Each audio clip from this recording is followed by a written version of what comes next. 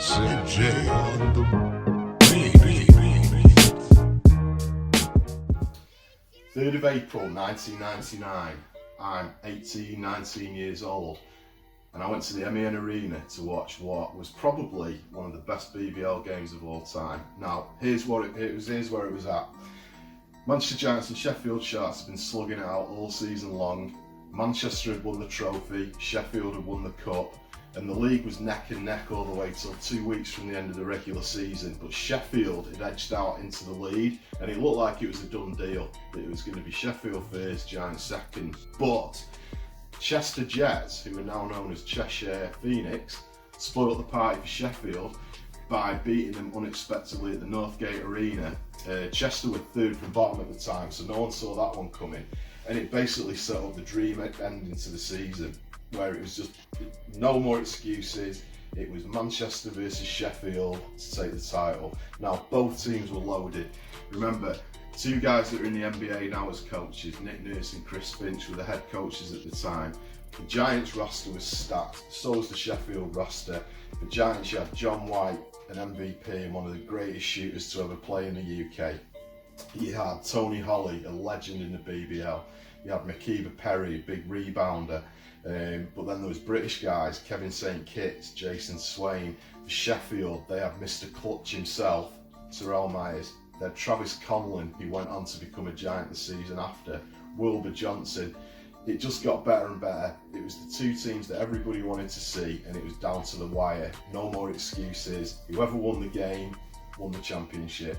Both teams were talking trash, the coaches were talking, it was set up perfectly. The game had already been scheduled to be last game of the season. It was on Sky Sports. I still have my VHS copy of it. And Kevin Cable presented the show and Billy Mims on commentary. So it was Dan Routledge, of course, was the voice of the game. So it was just set up to be the perfect last game of the season. I was in the crowd, as with 12,000 other people. Half of Sheffield showed up. It was just good to go. Now, two guys that played in that game are two of the greats, two of the BBL greats. We have this man, Tony Dorsey, two-time MVP. And we also had Pete Scantlebury for Sheffield, who is the all-time BBL leading scorer playing for Sheffield Sharks. So what we did, me and the Below the Rim podcast guys, was we got in touch with Tony Dorsey and with Pete Scantlebury.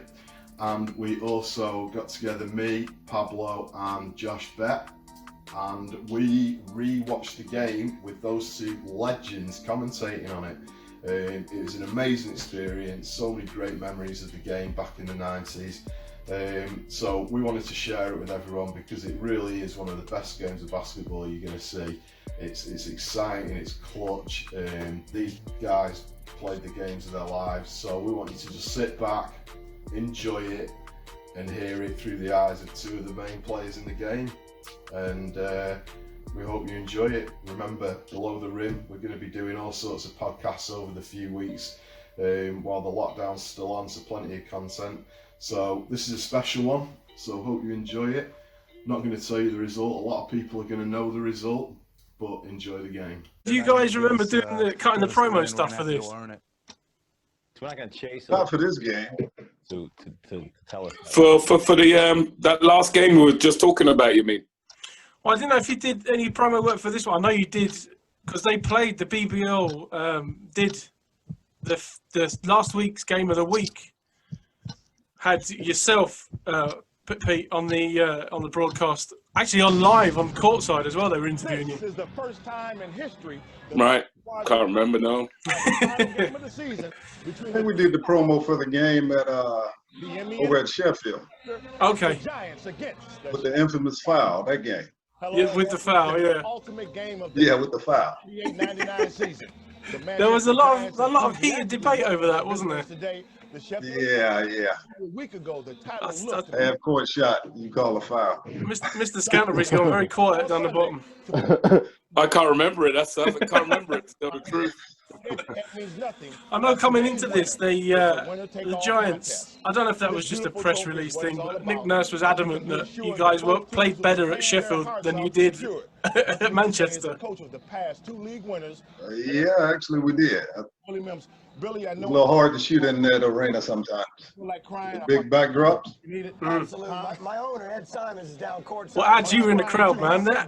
Was it packed? Oh man, it was absolutely. It was full. It was like an NBA game. I mean, look at it. You know, that's what 10, 15 minutes before the game, filling up. I don't think even the arena were expecting that many people to turn up from Sheffield, though. Everybody is up for this one tonight. And you know, so it's like a 50-50.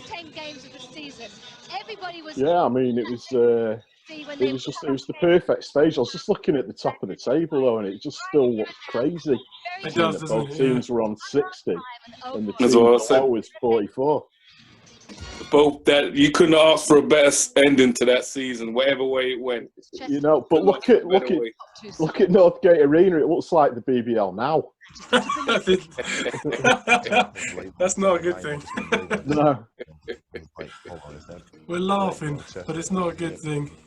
Well, what's McKeever doing now? Does anyone know? We gave the season up on. I hadn't heard from McKeever in a while. That's the game.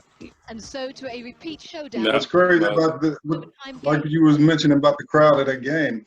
I think had it been a night game like normal, Last time we played them. it would probably been a lot more. I think it was like a 3 o'clock game on That's Sunday right. or something. Was it? Yeah. For some reason it was, yeah. And this is what See, that was quite weird back then, because they had like midweek fixtures, didn't they, in the BBL back then? Sheffield are Yeah, Tuesday, Friday, Saturday. Yeah. you know, really Much different to the Friday, Saturday, Sunday that we've got going on now. ended the way it ended. It is Tony, I remember the worst thing for you must have been that after the game, you guys all had to do a signing on the concourse. You remember that? Coach is sure of both. Yeah, but like Pete said, with a game like that, you really can't be upset. I mean, Get beat up with. and once both teams played hard, it was a great game, and I think we know what we got. sometimes you lose to the team that plays better that day or the better team, and you shake their hand and walk on. Smart. We know that. It's not going to be easy to beat them. It's going to be a. What do you remember of this game, Josh? Grueling work for us to do it. I remember just being in awe all the time with Terrell Myers. That was it, because I couldn't. You guys remember playing Danny Lewis? Yeah. Danny Lewis for me was always like the best defender, but the one player he had trouble with was that guy, Terrell Myers. And Terrell wasn't big or exceptionally like the fastest player, but I just think he could shoot the ball so well, which made him so hard to guard. Sheffield. But on tonight, People forget his first season, he was really like a sixth man, wasn't he? Yeah. We're going to have our Like 14 points a game and then just blew up. Yeah, he was a very talented player, Terrell. Played with him a couple of years, and he worked hard at his game. So he improved as the years went on. He really worked hard at his game. See, now was he like that in training? Because I've spoken to Steve Nelson and Alton Bird as well about the kind of culture of training. Was you trained as hard as you did on game day? Players didn't necessarily get on with each other in training because it was tough and competitive. Did you guys train like that? We always train hard at Sheffield. We had the good thing about us. We had a good bunch of veterans who knew what was needed. So we just practiced hard. For anything else, for the bragging rights at the end of practice too. So that was one of the things that got everybody going. Oh, Tony, yeah, you definitely had to train hard, because right after practice we'd go to David Lloyd. You can't go into the fitness center saying you got beat 3-0 today. It wasn't a good feeling. And what we used to do, we used to keep the same teams all year. So the teams were picked and they were even. So it was competitive every practice. Yeah. Do you remember who your five was, Tony? Me, Ronnie Baker, Holly, Travis. Ronnie Baker. I think we had the young guys. Was Yorick with you then? I was at Derby. No, I didn't play with York at Manchester. Oh, all right. He must have come a bit later. Remember, he was a part of that bad boy team with Rico Alderson and Bob Donovan. Yeah. That's the one, yeah. Yeah. I mean, how crazy is it that we're sitting watching a game from over 20 years ago and Yorick is still playing in the BBL? Adam, my favourite thing about this year was, do you remember that promo they did on Sky Sports about Nice Nick and Bad Bob? Yeah. Whenever I go to Canada to visit my parents and I go watch some people play, I tell them that the NBA coach Nick Nurse once came out in a game on a motorcycle and they don't believe me, so I have to show them on YouTube. That's right, yeah. And Nick is on the back of the motorcycle like, can I just get off this thing? I've got a game to coach. Yeah. Hey, Tone, let me ask you this question. Could you imagine Nick being an NBA championship coach? What was funny is I was actually texting him during the finals, right? And I was talking to my, a couple of friends of mine. And I was saying, man, he's gonna do whatever it takes to win. And they was like, "What you mean?" I said, "Watch. He's gonna do all kind of crazy stuff." And then we come out and they triangle in two and box in one. Yeah.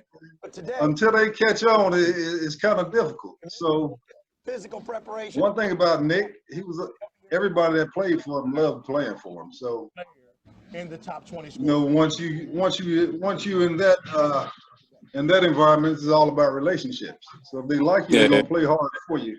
Tremendous rookie season in the Budweiser League. But I remember him with the, when we went on England teams and stuff like that. He had like the little end line out of bounds plays and the sideline out of bounds plays, little extra edge. I remember he had a lot of those. Hey, guess what? How about we still run some of those plays? We still run the whole. My high school team runs the whole offense that we used to run, and some of those sideline out of bounds plays that I used to run. Yeah, we still do it. Yeah. He was a good coach. I put my hand up. I wouldn't have said I would have thought he'd be the NBA championship coach, but good luck to him. I take Right. Good luck to him. It's funny how thin that line is in a way. I remember when he first came over because I was playing at Sunderland and he was playing at Derby.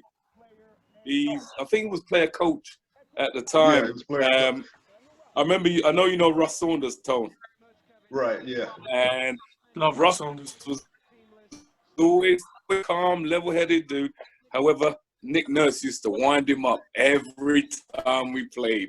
I don't know why or how, what he did, but he got to him every game. He got to him. And we lost to Derby a couple of times because of that. Because of Russ? Because of Nick getting at Russ. So he wasn't playing his normal game. Wound him up. I don't know how he did it, but he wound him up every time we played him. Well, there we go. There's the Sheffield Sharks squad. Todd Cawthorne's still in the UK, isn't he? Doesn't he work for England basketball? No, he does some sort of recruitment business. Oh, okay. His couple of sons play basketball, so I'll see him now and again. Mike Payne, I see Ian McKinney. His sons play. Mike's daughter plays. So we catch up every now and again. It was Mike's 50th back in November, so that was a good catch up with everybody there. Mike Payne was one of my first teammates when I came over to England. Oh, really? Good guy, Mike. Yep. Real good guy. He's one of the guys that doesn't need the limelight, but when the chips are down, you can rely on him. That's for sure. Right. You can rely on him. Ooh. Oh, you both got the same move, that forearm to the back. You and Mike Payne. Who, me? Yes, you. Hey, I couldn't let you have it easy your own way, man. I couldn't let you have it easy. I had to make you work for it. Yeah, some good battles. I remember the year after, we played you in the cup final at Sheffield. I don't know if you remember that. That's the year you had Hairston and Travis and that. Oh, yeah, that's probably I think that was probably the last time we beat you guys. After that, you just beat us every game after that one.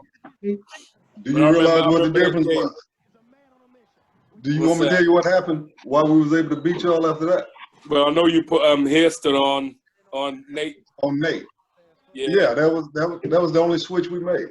Yeah, I remember you had Hairston and Nate. Nate just got into his mind, and that was that. But yeah, I remember you had a really good game that day. Man, Ronnie Baker. I remember Ronnie. Last shot of the game, Ronnie. Yeah. He missed it, but he came back, I think, in the Cup final, and he basically saved us for about a quarter and a half. Yeah. Yes, he did. Yes, he did. There's the same game. Yeah, he did. We got off to a good start, and then you guys got back into it. But again, like you're talking about the crowds, there was some good crowds. I think the Sheffield, Manchester, obviously just being across the way. There was some good support from both sides. And it's a shame to see now, when we played in arenas back then, what it looks like now. I mean, I've showed these videos to guys that are in the BBL now, and they don't believe me that this is how it used to be. Because you could flick on that, and that could be an NBA game, right? Yeah. Well, you've had this argument before with various people that the kind of stuff the NBA was churning out around this time, where they're playing 48 minutes and games are like 88, 87, kind of things like that, this is more entertaining. I would rather watch this, plus you haven't got to sit up all night and watch it. There's some good. The thing as well, I think, with this guy, not only helped build the game, but it built the characters in the game. Oh yeah. And that's why the game itself grew. Because we already talked about Yorick and that Derby team. There were some characters there that people got behind. Obviously, with Manchester and Sheffield and London as well. All these teams had big owners. So they were looking to push the game forward. Yeah, but people seem to be more accessible. Not even that they're more accessible. There's just more hype. So you could really attach yourself to people. Like Rico Alderson just had such great charisma, but you don't get that from players today because they don't. It's a different environment. There's no kind of press.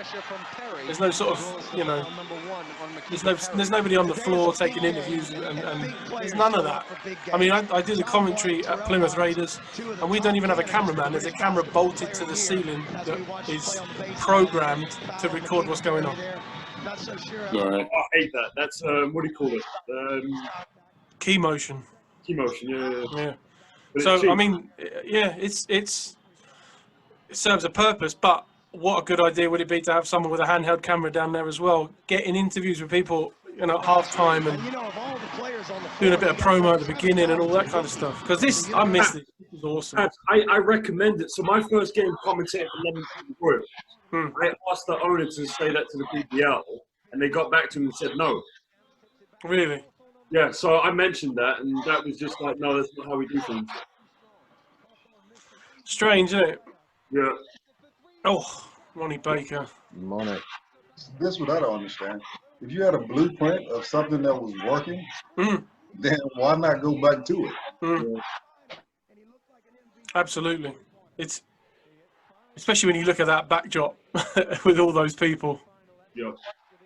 And there's people that are a bit of a dunk. Nice. Oh, when I went to Europe, all the Americans over there was trying to get Sky Sports because they wanted to watch these games. Really? Yeah. Yeah. It was fun. It was fun. There's definitely a market for it because the O2 is pretty much full every year for the playoff finals. Yeah. So there's people there that want to watch the game. Who televises now? Who does the televising of the games? YouTube now, isn't it? Sometimes they YouTube, do, BBC, Red Button as well. But it needs terrestrial. It needs to be on TV because, like, I don't know what it was like everywhere you guys were, but I'm a Bears fan. I was Worthing, Brighton kind of area. We had Meridian TV, was our local network, and they'd have a Bears game on. Even if it was pre-recorded, and they'd play it on the Sunday afternoon. There'd be a Bears game on once a week. Just on ITV, you know. Fade away. Nice. I mean, if I was going to show, so if one of your kids, Tony, wanted to see one shot of what you used to do, for me, that's vintage Dorsey right there. Oh, when I practice with him, that's the only move I can do now. What's that, a little baseline turnaround? Yeah, hey, 2 bumps to the chest, then shoot the fadeaway. Easy. Hey, you know, people would say, yeah, he's gonna do this, he's gonna do that. It's one thing knowing it, it's another thing trying to stop it. I tell you. Hey, Scants, what was it like having 2 guards as good as Travis and Terrell on the same team? Say that again, sorry? You got the 2 guards, Travis and Terrell. What was it like those 2 playing together? Because they're kind of similar in a way. Oh, well, no, I thought they complemented each other real well. Travis is more the defensive guy, playmaker. He's what you call a true point guard. He's allowed Terrell to go and do what he does best, is just go offense. But Travis, he was a true point guard. I think one of the things that hurt him was the fact that he didn't shoot consistently from deep well enough. But he can get in, he can penetrate, he will pass. He was definitely a true point guard. Sure. I don't know what you think, Tom. Oh, yeah. He was one of my favorite point guards. Also, with Travis and Terrell, because of Travis's size, he was the better defender. And he was going to guard the bigger guards on each team. Sort of like Klay Thompson and Steph. Yeah. Yeah. He did have some. He had long, quick hands and a big reach as well, Travis. Oh, and he had a little dirty streak to him. That's what made him good. I mean, Travis was the guy that you didn't like when he was on the opposition, but when he came to the Giants, we loved him. He suddenly, overnight, became awesome. Yeah, it's definitely one of the guys you'd love to be on your side. Yeah. All right. Especially if you're a scorer, because he's definitely going to get you the ball. Yeah. And he didn't feel jealous about anything. He just wanted to win. That was it. That's why I say he was a true point guard. So this guy, John White, was he one of the best shooters to ever play in that time, do we think? Oh, definitely. I mean, his shot was just beautiful. And he shoot it from anywhere. The funny thing is, the older he got, the further the jump shot got. his knees was knackered, so he just pulled up from anywhere in this shot. Yeah. What was funny, Pete, was when I was in France. I think he was in France as well for a minute, and we were getting ready to, I think, play the team that he was playing for at the time, or just plays for. So I was watching film, and he was there, and he was dribbling up the court, and the camera went too far, so all you see is the ball. You don't see him anymore. Like he's almost a half court and let it go. Yep, he was definitely a shooter. Definitely a shooter. He's an agent now, isn't he? Yeah, I think so. Well, he was at one time he was doing some high school coaching. He's good friends with Daryl Reshaw as well. I think they do some stuff together. I saw Daryl a couple of years ago. He came over for Kevin Cato's funeral. I saw him then. Right. So yeah, Daryl. I know Daryl's he's still doing agency work and stuff like that.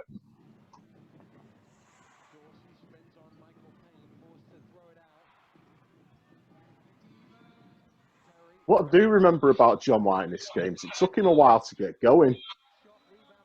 He wasn't shooting at the start of the game. he had surgery early in the season as well. Oh, did he? Yeah. He had knee surgery before the season started. Ah. First time I remember him was at Leopards. Right. Yeah, him, Young Blood. Remember Eric Burks? Yeah, Eric Burks. They had a good team. When was that? 1996? Say that again? Was that? I remember that as well because I remember being on the base with you guys on the bench at Thames Valley. Wasn't that 1996 or 97? Yeah, it was around about that time. Yeah, it was around that time. Yeah. And they lost in the playoff final at Wembley against Towers in 1998, I think.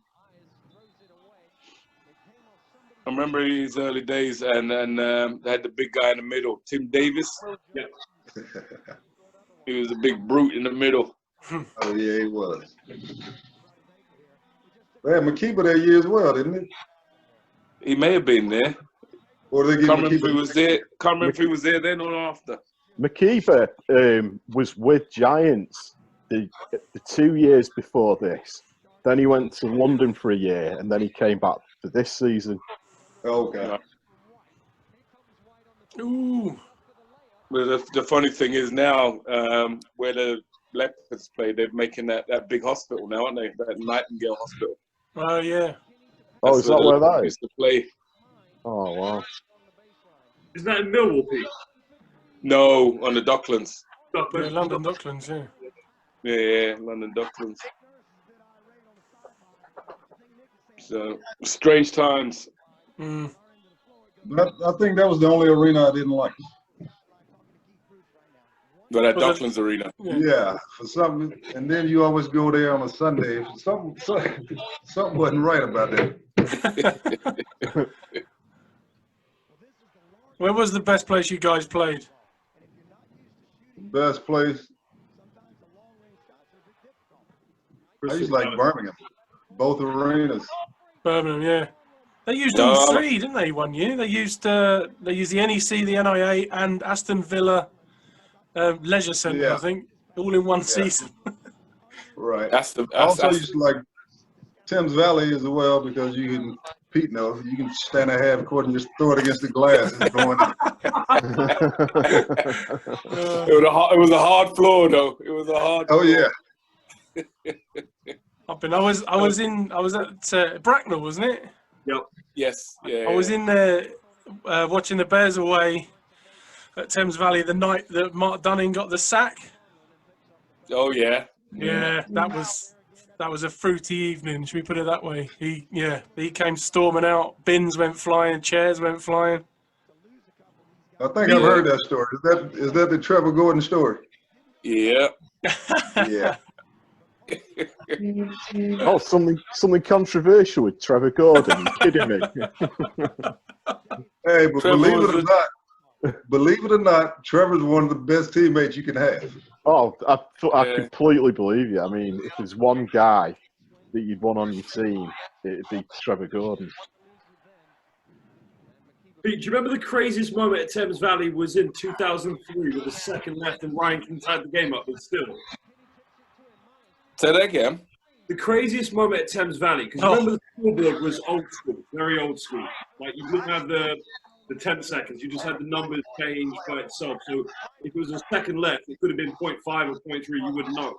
But Thames Valley were up by 3. They had to inbound the ball with just one timeout. Greg Meldrum threw a bounce pass. Nate Ryan King stole it, chucked a 3 from like after and tied the game up. I don't think I was there that year.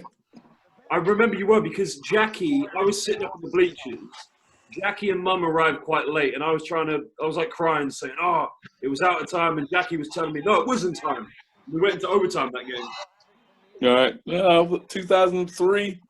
Yeah, 2002, 2003. That was. I was up here then. I was in Sheffield then. That's what I'm saying. Yeah, it was Sharks v. That was Terrell. I remember Terrell throwing the shot from the halfway line. But Tigers turned it over. All they had to do was inbound the ball and just play timeout. But yeah, like literally nothing left. Oh, I remember Terrell catching the ball, just throwing it from the halfway line and it going in. Yeah, that could have been that game. There's a guy I spoke to yesterday that both you guys know, Jason Swain. Oh, legend. Yeah, he's such a good guy. He's got like this ZZ top down to his stomach beard now. He looks like a wizard. I see Jason every year at Euro camps. You know, okay. Yeah. We're coaches on that, so I see him every year. Yeah, he's a good guy. His son's doing quite well, Isley. Yeah, he's in America, right? Yeah. I'm not sure whereabouts, but he's supposed to be doing quite well. He's tough. He's got the Hoop Fix All-Star. He's a good player, really good player. Same age as Cameron. Thank you very much. Right. Oh, okay. He's a talent, isn't he, Cameron? Cameron Bet. Oh, I thought... Women Hildreth for a minute. Bet, which one? So look at the end of the quarter, 17. Hey, Tone, you got kids? Yeah, I got a 21-year-old daughter, and my son, he's 15. Any of them play ball? My daughter played from, I guess she was about 6 to about 13. Then she didn't want to play when she got to high school. Right. My son played from, I guess he was 4 until about 13. Then he just straight baseball. Really? Right. Yep. Well, I got 3 girls. None of them play basketball, so basketball genes are done in this house. That's it. I'll have to wait for the grandkids. Yeah, there it is. What about your brother? His son plays American football. He's in Florida at the moment. American football? Yeah. He not the NFL. There's another league under that just started this year. The XFL. Yeah, that's it.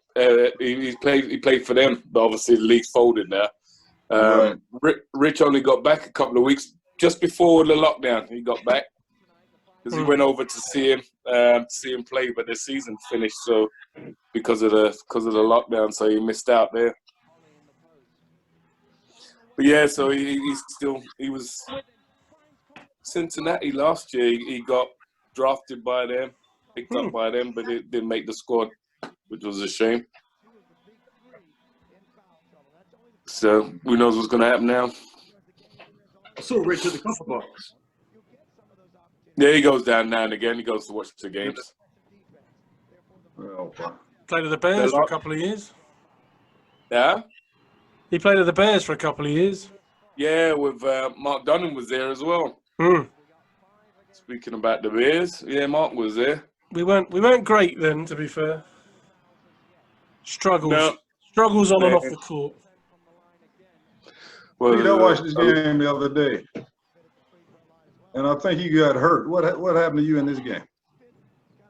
The game we played, I did something to my ribs before the game, and I remember you had got the ball inside, and I couldn't let you score, so I just fouled you. And as it worked out well. Yeah, I did something to my ribs, so I didn't really play that much of a part in that game. Apart from that foul, that was good. Made you earn it from the free throw line.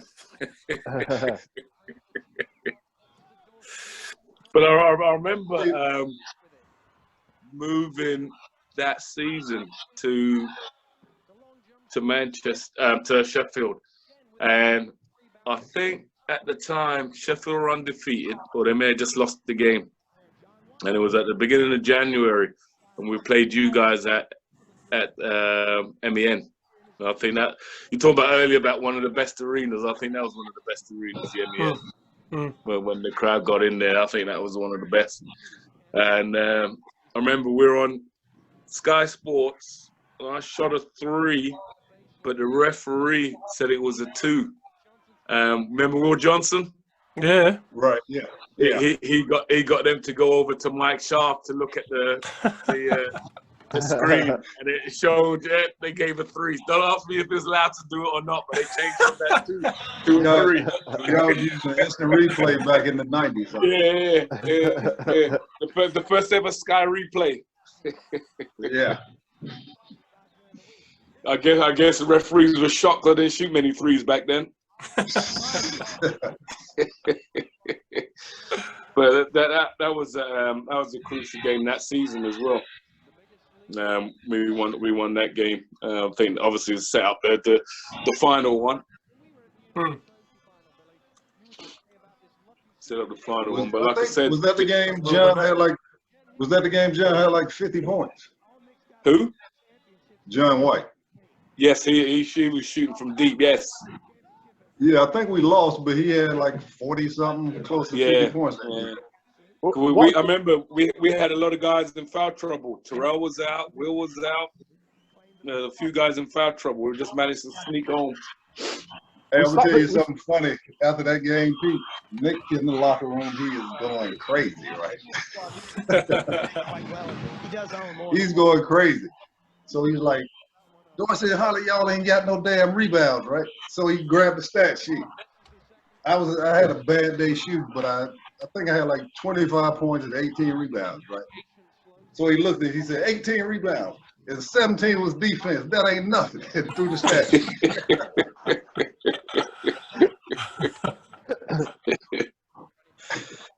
Which game was that? Was that at the end of the season, in the playoffs? No, it was around. Mid-season. Yeah, it was around January time. Oh, okay.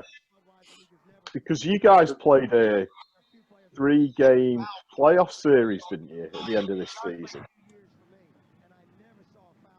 I'm sure there was a... No, they made it to the Final Four because the Tony Holly in the semi-final had 3 free throws to tie their game up against Thames Valley. He missed them. Pete, Sheffield played London Towers. And we lost to Towers, yeah. And Towers beat Tigers in the final that year. Remember that? Oh, okay. Yeah, we played Birmingham in the first round of the playoffs. Yeah. And almost lost because I think Nick was suspended. That's right, because didn't Dave Gardner have to take the role? Yeah. That's right, yeah. And there's a really famous, I've got that on VHS somewhere, I'm sure, where you hear Gardner saying, right, if we don't do something, we're going home. In the timeout. And Sky Sports had the mic in the huddle at the time. Yeah. Nice. And the series was 1-1, and we was actually down in the 3rd game.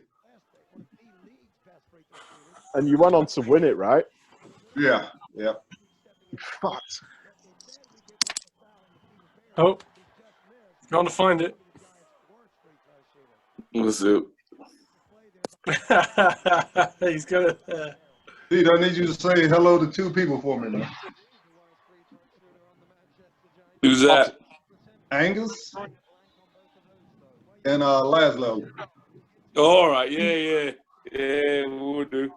Yeah, Laszlo, he's retired from here now. He's gone back to Hungary. Okay. I still see him, like I say, in the camps. So I see him. Angus I haven't seen for a while. You might see him, Josh. Are you talking about Angus from Thames Valley? Yeah. Oh yeah, he's still involved, Tony. I saw him at Surrey Sports Park. He helps out with Surrey Scorchers. Okay. Yeah, Angus is a great guy, man. Pete, I got a question for you. This season, when did you join Sheffield? It was beginning of November. Right. Was the first game against London Towers at home? It might have been. It was one of the London teams. I can't remember if it was Towers or Leopards, one of the London teams. I remember that season, because remember, I used to travel with Dad everywhere with the Towers. And I remember the big commotion at home, because Jackie called the house and said, Pete's at Sheffield. I remember us going to Sheffield, being really excited, we're going to see Pete with the team. And then I think Sheffield ended up winning that game by like close to 40 points. Yeah, it was a blowout, yeah. Yeah, that was not a fun trip to Sheffield. I was 9 years old, so like, I don't want to come back here again. Well, the strange thing is, it was Halloween, 31st of October. It was a Sky game. Sheffield played Newcastle at Sheffield. And I didn't get on the court. So Chris afterwards was asking me what's happening, how come you're not playing, this, that, and the other. I said, well, if your face don't fit, it don't fit. And then that's when Matt Gaudio got hurt. When he did his ankle, like his knee, like the week. Oh, the week have you heard after. what he says about him? Say that again? You heard what he says about him? Billy Mims. He's saying he's got 2 seats because there's not a single seat that's big enough for him. For who? Billy Singleton. Is that how you ended up going to Sheffield? Eh? Is that how you ended up going to Sheffield then? That's how. Well, Matt Gaudio got hurt. Yeah. And Chris said, "Come over." So that was that. Been here ever since. Yeah, that's right. You've never left Sheffield, have you? No. Played there, coaching, and that was the end of that. Hey, I seem to remember at the end of this game in the 4th quarter, they put the mic into the Sheffield huddle and they're deciding what play to run. And Chris Finch suddenly goes, "Oh shit, no, Scants doesn't know that play." and that may be why. and you just said that you joined in November, and this would have been in like April. It was just like a secret play that he could. It might have been. I can't remember. I'll have to have a look at it. I can't remember that. When it comes up, we'll flag it because I seem to remember it. So all I remember was the shot going up and crashing the boards. That was it. And then hitting free throws. The biggest thing I remember from that day still is how quickly and how quiet the arena, except for that little, there was like a little pocket of Sheffield supporters screaming and shouting in that little corner. The place just went so quiet and it emptied out so quickly. Yeah. Well, I mean, I was sat in the block next to the Sheffield fans, and I think I was sat there when the arena was empty with my head in my hands. I couldn't believe what had just happened. Yeah. Have we been past the bit where we see a young Adam Masters? Not yet. There's a perfect. Me and Pabz were trying all this out before, and it suddenly zoomed in on me in the crowd as a young 18-year-old. Yeah, he doesn't miss. You still go watch games now? Yeah, I mean, I spend more time at the Manchester Magic and the Mystics than the Giants now. No. But yeah, I'm still at most of the games, constantly going on about it not being as good as it used to be. Pabz is the same at Plymouth, aren't you? Me, yeah, I'm a new Plymouth fan because obviously there's no Bears, but definitely. I mean, I'm quite spoiled at Plymouth because the facilities there. It's not the size of this, obviously, but it's 2,000 people and it's packed every week and it's. They still play at the pavilions. Yeah, they do. Yeah. They've just got a new court, brand new court. A wood floor. It's not now. It's a hybrid thing. They've got new owners. They've got like billionaire owners now. All right. Yeah. So there's no expense spared. I remember there was another court where they had a rock hard floor. Yeah, Orlan Jackman said that. He said he hates playing at pavilions. He likes the crowd, good atmosphere, but as soon as you jump and land, it's too hard. How did you get over to England, Tom? Yeah, initially, I went to a CBA tryout, and CBA is a little different. They have to keep locals there to bring in the crowd as well. So the coach said I should have made the team, but he had to keep some local players. So he put me in contact with an agent. Turns out the same agent used to represent Dave Rucker, who also played with the Bullets. All right, yeah. And then a week later, I was over in England playing. Wow. So I came to replace a player that was, I guess he was there for a couple of months. Who was your first coach? Was Nick your first coach there?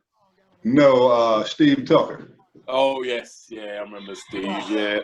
So my first year I played, I got there like Pete said, around November, and stayed that season. That next season it was Nick's first season back. Was that the year you guys won the playoffs then? Yeah. 96 and 98. Right. That was the we got Trevor that year, and a big key addition was Amika. Oh yeah. Man, hey, Pete, I still got scratches on my arms from Amika.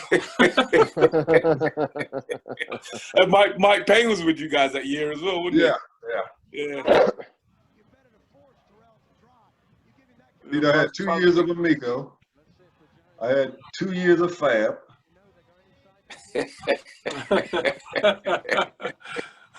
So yeah. Hey, keep you in shape. The games were a little easier than practice because there's no foul called, and they take that to the limit.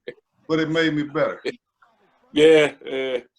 Speaking of Fab, Tony, probably the best arena in Britain now is the new Newcastle one. Oh, what a foul! What's that? The new arena at Newcastle that Fab played at last year is amazing. It's probably the best. I saw pictures of it. Yeah, it's amazing. I covered the GB game there, and they've actually got like a Hollywood star in the ground outside. You know, like a walkway. They've got one for Fab and a few other people. Did they ask? Have they done one for you up there? No, I don't think so. Did you play at Newcastle? Yeah, I played at Newcastle. 6-7. You got there around December one year. Yeah. Were you there only there one season? What's that? Were you only at Newcastle for one season? Yeah, I was there for one season. The following season, I went to Guildford because they were playing in the ULEB Cup. Yeah. Who was at Newcastle with you that year? Alu, Jay Hyatt. TJ was there, but he got hurt. Shawan Robinson. Bridgie was there. Oh, Bridgie, yeah. And there's the folks. ACB, hadn't he? Say that again, Josh? Andrew Sullivan was there before, but that season Tony was there in 06-07. He'd gone to play with Russo in the ACB. Right. I was coaching them, and I was coaching Sheffield then. Right. Yep. Remember, Tony, who was at Guildford when you were there? As far as the coach? As teammates? Oh, Mike Martin. That was the Daniel Gilbert. That was Brian Dukes. Tony, that was great watching you practice every day because we used to train right before you guys. Over at Tass's? Yeah, that was it. Every day I used to say to people, that's Tony. Oh, really? Look at me, be like, who's Tony Dorsey? Be like, that's the greatest player to play in the BBL. That year was fun. We had I had some good teammates. Was it the year Brian had the accident? I think so. Yeah. How's he getting on now? You heard anything? There's a video of him on YouTube where he's actually, when he came back to Surrey and he's walking actually. Yeah. All right. Yeah.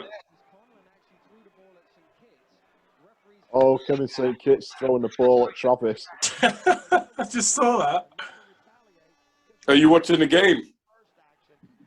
Yeah, we got it on. It's on the meeting screen. Can you see the game, Tony? Yeah.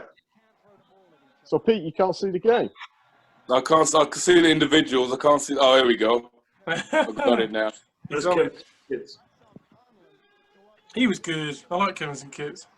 I mean, you talk about a forgotten great player. Kevin St. Kitts is one of the greatest shooters during that era. Yeah. He was a great shooter. And St. Kitts, he was sort of like Pete. That was a good shot. No, they would guard anybody. From the 2 all the way down to the 5. Yeah. was going to say he seemed like a bit more of a forward when he played for Thames Valley. Is that Kev? Yeah, but he's so mobile. Like we were talking. We did this. Josh, Adam, and myself did a 90s podcast where we talked about great players, great teams. You guys obviously came up in the mix and everything. And we started to phrase the question: who out of all you guys in the 90s would be able to hang with the guys nowadays? And it turned into who from the guys nowadays would be able to hang with the guys from the 90s. It's not. Hey, you know, one of the other guys that does the show with us, Darren. I'm forever winding him up, saying that there's no guys in the league now that could play with you guys. No way. That's a fact, though. That's true. There's no. I saw a game last year. It was Easter when I went down to London at Crystal Palace. They were playing Cheshire. It was just like one of the regular season games just to finish off the year. I was disappointed. That's the first time I've seen a BBL game for years. I was disappointed with the standard. Yeah. It's so different now. I mean, my beef with the game in general now is that there's no mid-range jump shot anymore. It's the same in the NBA. It's 3-3-3-3-3, and those classic Dorsey moves, you just don't see anybody doing that. The fade away and the the little 15-foot shots. It's just not in the game anymore. So Pete, I've got to tell you, even though the standard definitely wasn't the same, but this year, the team that Lloyd Gardner put out for the London City Royals, I would say was the best BBL team I'd seen in a very, very long time. It's just a shame that it collapsed, though. Like I said, I only saw that one game. Good athletes on the floor, but it just for sure. There was no cohesion. Just who can run the fastest and jump the highest. That's what it was. Pretty much. The only guy, and I've said this many times, that I've seen in the last 10 years that maybe would have played in these games was Willie Clayton. Yeah, he's a throwback, definitely.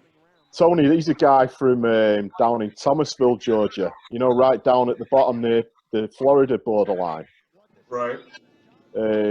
Yeah, this guy, Willie Clayton, he was like a 90s guy stuck in a modern era. And for the first half of the season, he would be on 4 fouls by halftime. And I'm just stuck there. Me and John Tresvant would stand watching the game going, they're not foul. It's not fouls. He's just playing basketball. He's playing the game. Because I still see Tresvant quite a lot. He still comes to the games. He's a good guy. Willie Clayton broke the rebounding records, didn't he? Yeah, he's the all-time leading rebound average in BBL history at 15 a game. Where was he at? He was at Manchester last year. Just missed out on the playoffs. Yeah. Just. But he definitely had a 90s game going on.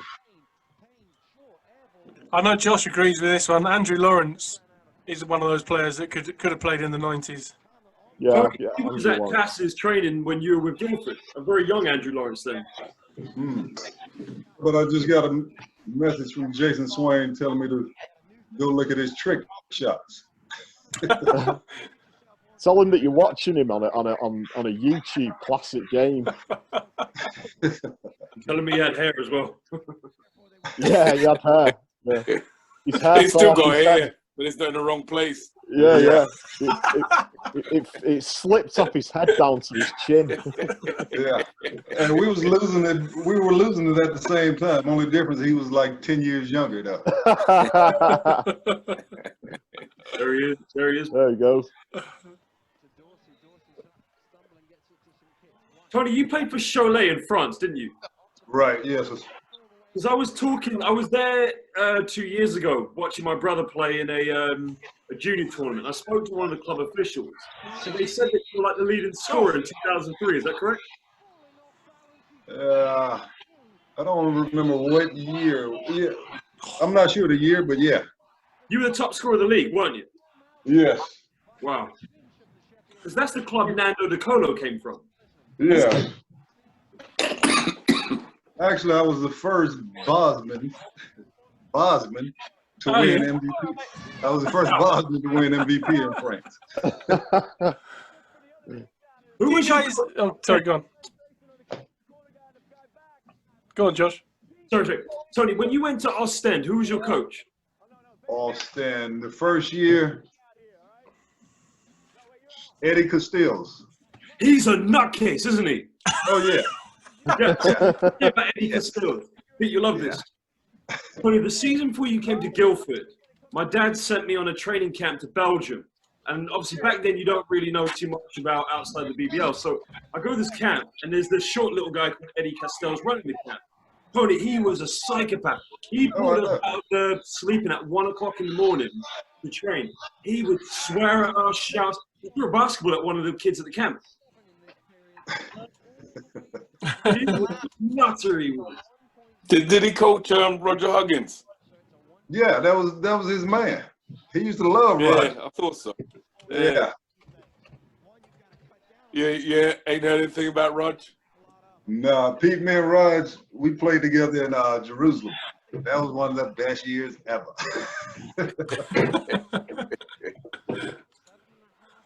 Roger Huggins. Hey, Roger's a great guy, man. Yeah, I remember from when he was a junior at Thames Valley. I used to go pick him up and bring him to practice and things like that. So we got to know each other. Hey, story. Like you were saying, that was Roger's man, Steve Tucker. So my first game in the country was against Sheffield, right? So Tucker's the coach. And I remember a play on the sideline. Me and Roger running up the sideline. He'd look at Roger. He said, "I got somebody for your ass now."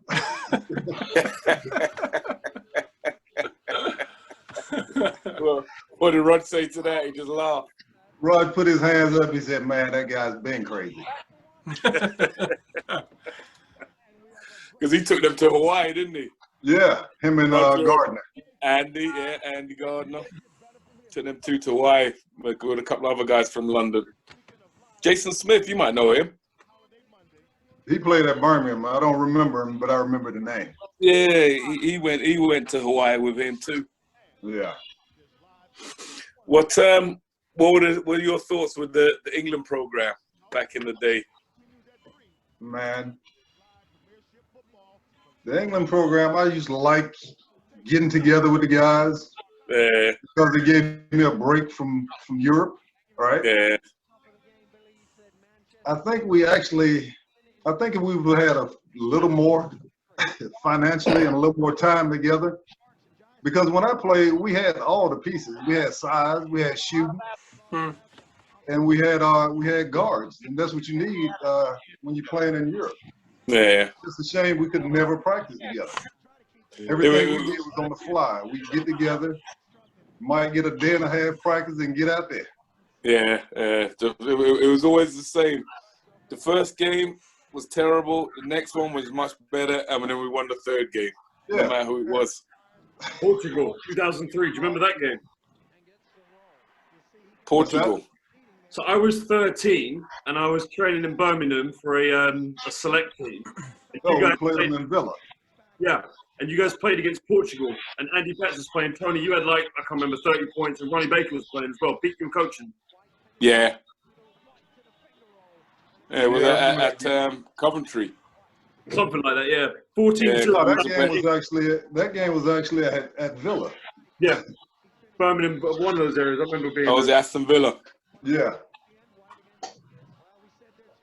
Did Ronnie Baker ever age? Because 10 years before this, I watched him playing for the Bears, and now we're obviously watching this now with him, and he's playing. He was MVP in the trophy final, wasn't he, this year?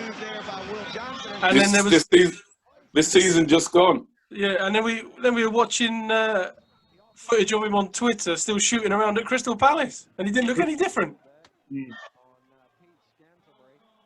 Man, if you turn on your Facebook every morning, you can see Stedroy working out as well, so he hadn't aged either.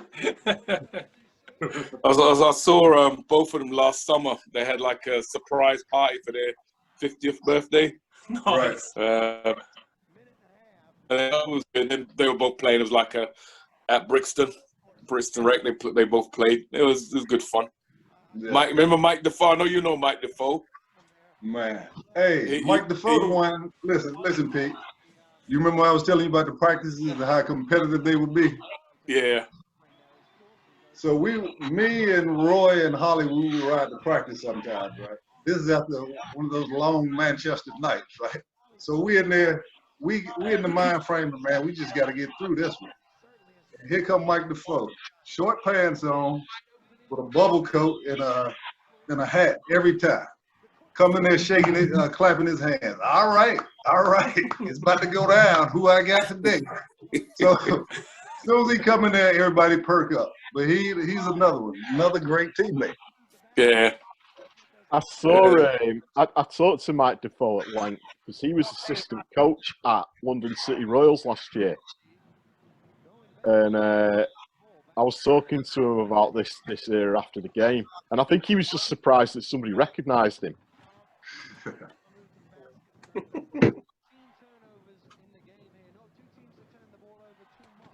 He's not with London this year. Well, they folded now. No, he wasn't there at the beginning. They changed the whole coaching line of last beginning of the season. Right. What's the score? It'll be interesting to see what happens next year. Talking about people that don't age, has anyone noticed that Nurse doesn't seem to age No, either? he doesn't, does he? At all. Just a bit more facial hair. Who was that? Nurse, that could be Nick Nurse now. Yeah. He'll face it, cheeks will get big, then they'll go back in. Put on weight every now and then. No, that's true, because in 2012, he looked a little bit overweight. Yeah. Life going too well. He gets to hang out with Drake every week. Yeah. That was the only thing with these games is that, you know, we had these big crowds, but you didn't, at Manchester, I don't know if it was like this anywhere else, but we didn't have like a resident celebrity that was at every game. Did you ever have that, Pabz, at Worthing? We did. We had Fatboy Slim came to a few. Oh, really? Yeah, towards the end. But we had, I'm not sure how many of you will be familiar with the Australian soap Neighbours. Oh, you told me this story. We had the guy who played Joe Mangle. From all right, yeah. Mark Little. He used to sit in our season ticket area. I used to talk with him every week. He used to dress a bit like. Here's another name. He used to dress like Timmy Mallet. Wow. Wow. But not many. London did though. London Towers. I'm sure they used to get like. I'm sure Sholarama was at a game and things like that. A lot, yeah. Towers and Docklands both. And the Docklands, yeah. Yeah, Leopards used to keep somebody at their games. They used to what? They used to keep people at their game. The Leopards. Did they? Yeah. I remember Dwight York and Andy Cole at Manchester in '99. I went over and got an autograph from them at one game. Yeah, now and again the Giants would do promos with City and United, and you'd see the odd player there, but there was never like a regular. Yeah. You know, we didn't have our Spike Lee, you know. Speaking about Dwight York, it must have been 2012. Me and my family, we were in Barbados. That's where my mum and dad come from, and it was like the carnival time. And there was a guy there. We turned around, and the guy we recognized Dwight York. He's like, Dwight, come and take a picture with us. And standing next to him was Brian Lara. He didn't recognize Brian Lara. Like, Brian, jump in. So we got pictures both Dwight York and Brian Lara. Well, they were related, weren't they? Brian Lara and Dwight York? No, they were good friends. They're both from Trinidad. They were good friends. Yeah. So that's my little claim. When I was in Newcastle. Say it again? I said when I was in Newcastle, I think he was in Sunderland, maybe. Okay. Yeah, that's correct. Yeah, 2007. Him and Andy Cole were both in Sunderland. Yeah, I should see him out at Newcastle. He used to like to have a really good time, didn't he? Yeah, it did look like he had a good time in it. Oh, Scants. What's going through your head there? No, oh, it's the ribs. You got ice on your ribs. Yeah. Oh, the ribs. Oh, that's when all right. This might be the time I was telling you where I found you. Yeah. So Just to get out Tony, the court. who injured you in the game? No, it wasn't in the game. It was before the game. Oh, okay. I had it done. I had done it like the game before or something like that. Ah, okay.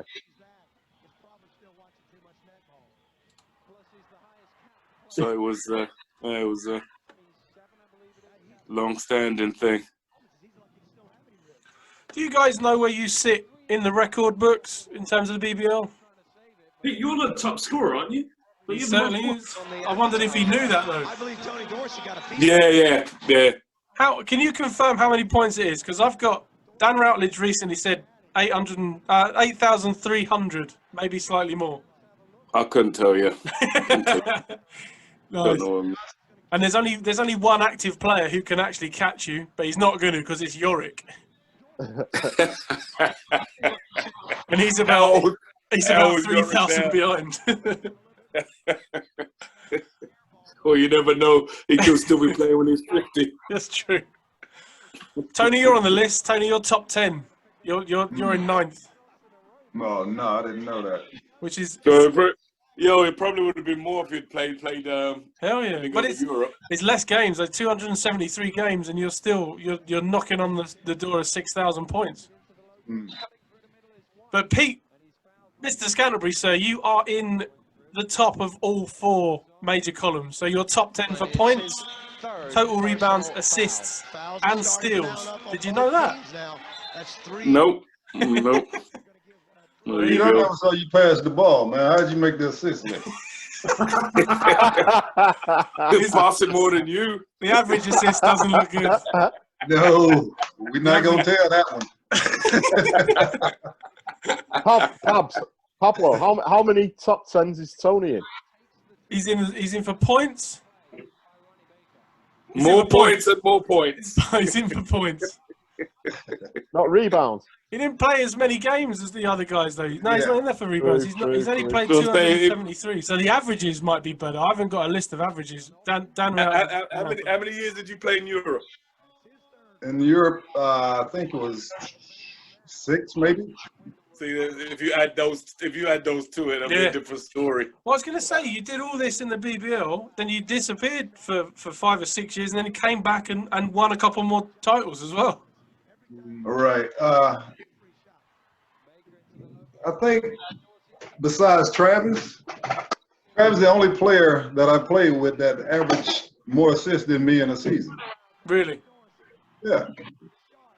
Besides Travis, who was the other one you said? No, Travis is the only one. Yeah. Oh, all right. Yeah. But except my first year. Played a lot of games. Yeah, I used to pass a little bit. We never really played on the same team, did we? Right. There's only one guy in the assists list that's in the list that's played less than 200 games, and he's in that list still. I wonder if you can guess who it is.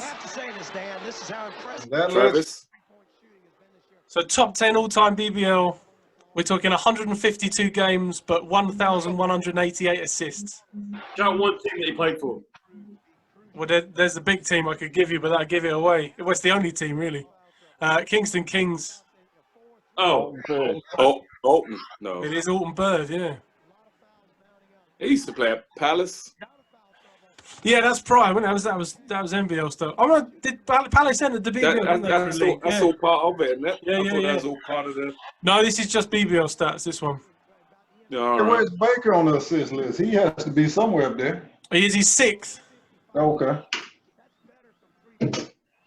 Who's number 1? Nigel Lloyd. Oh, Nigel. Yeah, Nigel Lloyd's 1 for assists. He's not 2nd in points and 2nd in steals. Pete, I met Nigel Lloyd's coach for, where's Nigel from? Is it the Virgin Islands? Barbados. Yeah, so when I was at the FIBA World Cup in China, I met this American guy from North Carolina that was his coach for the Barbados national team. I forgot his name, but he knew who you were as well. Really, really old guy. I can't remember this guy's name. Don't know. Tony, Pete, I've got a question for you. So this game is the last game of the regular season, but this is also the same game next year for the first game of the season. What was it like in terms of Travis changing sides? Great question. You got used to people moving sides, you know. Well, back then it was just like the next season, all right, you catch up on the court, how you doing, and then that was it. You're off. That was the only thing I found. The early days of the BBL, you used to have like a social time with other players and families and stuff like that. But once it started getting to the arenas, that sort of went out the window. You didn't get to know people as well. I mean, it was that was a huge most of the clubs that I played for, they did a good job of putting stuff on after the game, even if it was in the arena. Like in Birmingham, they put on meals for the family and some of the sponsors. Nice. Tony, when you were, sorry, Tony, when you were in Manchester, where did they have you guys living? We lived in Wimslow. Wow, so it was high dollar. Yeah, it was a little embarrassing, but yeah, we lived in Wimslow. Wow, right. Actually, right around the corner from Cole and York. No way. Oh, yeah, I've seen Sir Alex Ferguson walking a dog. Yeah. No way. They documented a navigator up at David Lloyd. Well, that's where Posh and Bex lived there as well when he was in Manchester. Yeah, we lived right in Wimslow. Did you have houses or did they put you in apartments? You know, what they did, it was one big mansion and they turned it into apartments. That's awesome. Wow. It's very different now. Should have put Manchester Giants video, maybe. I know a lot of the Raiders guys. They're in like student accommodation. But then for you guys, the standard of basketball that you guys bought, it obviously had to be financially viable to come and play in the BBL. Well, I think back then most Americans, when they initially came over to England, it was to get to a bigger league. Yeah. But yeah, once you're there and it's so close to being home and you actually get comfortable and the competition was great. So, and then you figure I'm gonna be there for 7 months, gonna play good basketball, and we come back and do it again. But yeah, it's like I said, it's easy to get comfortable there, especially when you've been in some other European clubs. The language thing must have been a bit of a draw as well, yeah? I mean, it's the same. Yeah. It's the same. But the money that the American guys was earning, there's so many rumours about what kind of money it was, but it was good money, wasn't it? I mean, it was, you knew who the clubs who were actually able to pay. So everybody was trying to get to these same 3 or 4 clubs. So what was that? Manchester, Sheffield, Birmingham, London. I think Leopards and Towers as well. Yeah. Towers had a lot of money. Oh, and then Newcastle. Oh. Early on, I think. But Pete, were you on a good wage as a British player at that time? Like, were you full-time professional? Yes. Well, I went backwards because I used to work. When I first started playing, I was working in sports development. Okay. And then playing. And then as I got older, stopped working and ended up playing full-time and coaching full-time. So I did it backwards. Pete, what was your going on that, but that you were definitely full-time playing when you were at Thames Valley, weren't you? No, I was working at Thames Valley. So this is one thing I can't put my head around, Pete. It's only when I got to Newcastle. I got to Newcastle. It was the first time I started playing, and that was it. No work. That's amazing, because the thing is, I'm saying to my dad keeps saying to me every year, "Are you going to play for a team this year?" And I keep saying to him, "No, I don't have the time to do it. I'm teaching PE. When I get home, I'm exhausted." I can't imagine how my dad used to go teach mathematics at Tass's and then go coach you guys at Thames Valley. I just don't know how mentally he could coach. You just a mindset you get used to.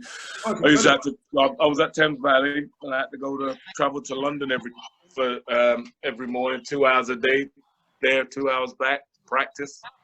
Just a mindset you had. At one point, you guys were the best team in the country. At one point, we were, yeah. I think that's when we won the league that year.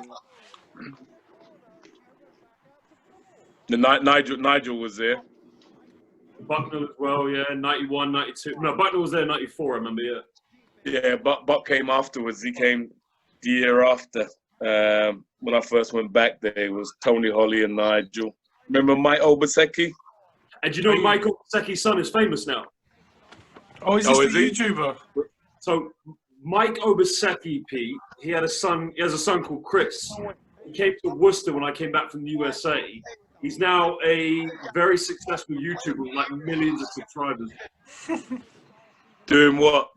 I don't really watch. I don't know. I mean, he played at Oral Roberts, but he had a health condition. He stopped playing. But I think he just does vlogs on life, basically. I mean, he's got over 6 million subscribers. Jeez. It's a different lifestyle, huh? Yeah. But the crazy part is, a lot of the kids I teach are American or from all over the world. And they follow Mike Obaseki's son on YouTube. So when I see them watching the videos, I'll say, "Oh, by the way, my dad used to coach his dad professional basketball," and they don't believe me. But I've got to show them the videos of it.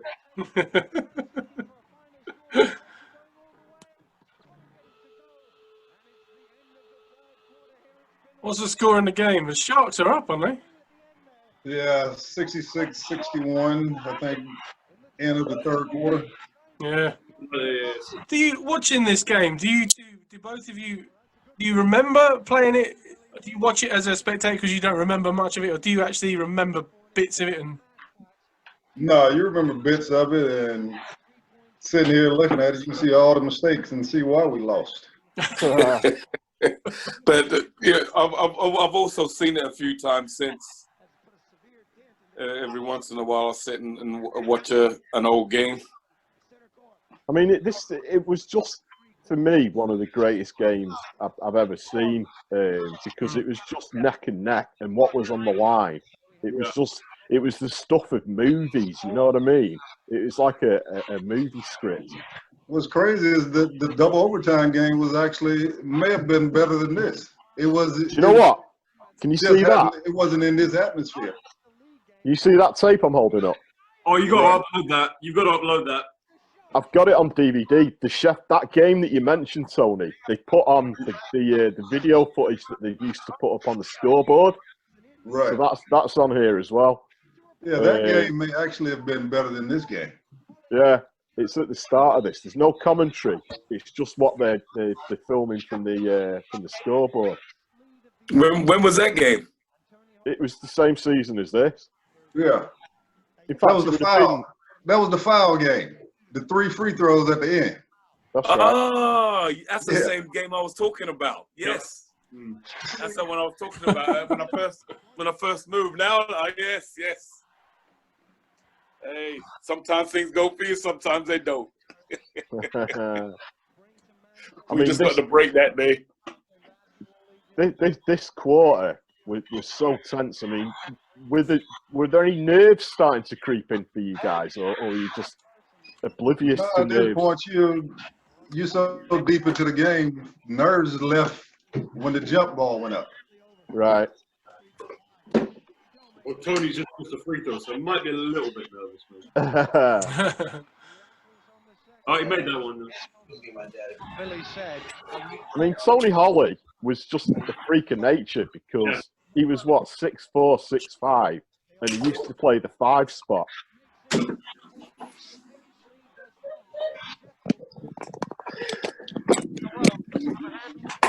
The BBL is a perfect league for guys 6'8" and under. Yeah.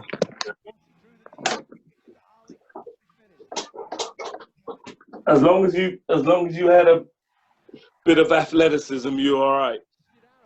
You could survive.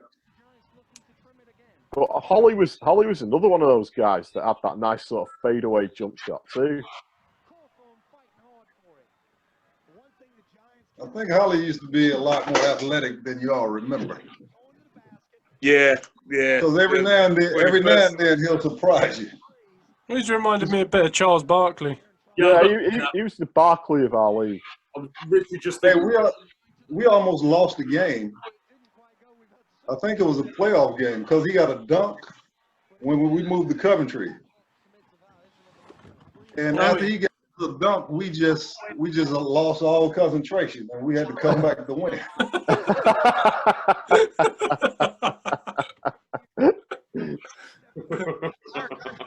One-on-one against John Wyatt, a former player of the year, on center stage today for the league championship in the fourth quarter. Terrell Myers. Billy Mims.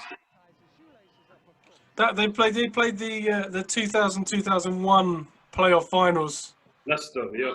And they did it from 8th, didn't they? They did it from the kind of lowest seed ever. For the Bears, who did it in 7th. But and I don't think he coached a single minute of that game. He spent most of it just being a cheerleader. Every time he just turned to the crowd. Yeah, he was great. And just shouting at Billy Singleton to run. Run, Billy, run! Who's that? Is that Makiba Perry? Yeah. Yeah. Oh, I mean, this is where it starts getting clutch now. You look at that score and the Manchester still come we're back. 9 down. Yeah. I mean, I don't want to embarrass you, Tony, but this is where you took it into your hands a little bit. There we go. Oh! No foul, huh? Yeah.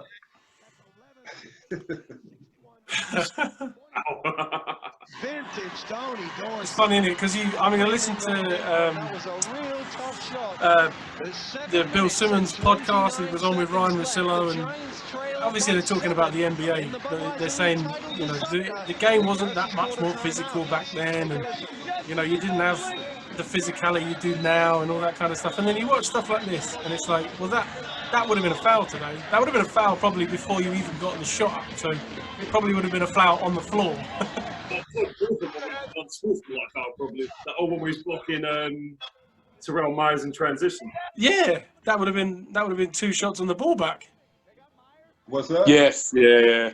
There's a foul where Todd Cawthorn chases somebody. I can't remember. Terrell, it was Myers, yeah.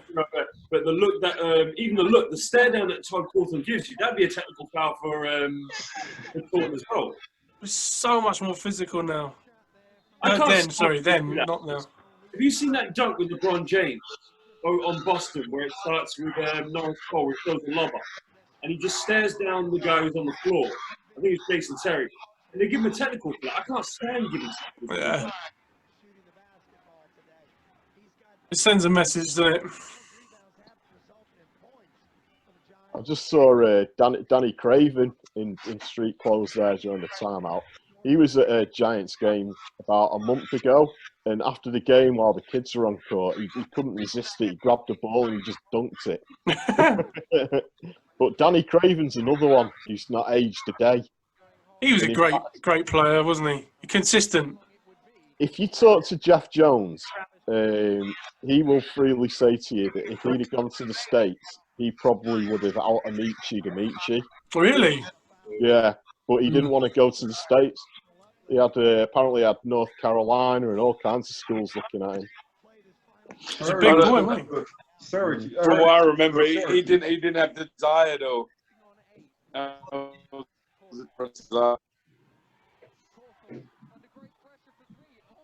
Say that again, Pete. Danny Craven. He didn't have the desire to really want it. Right. Yeah.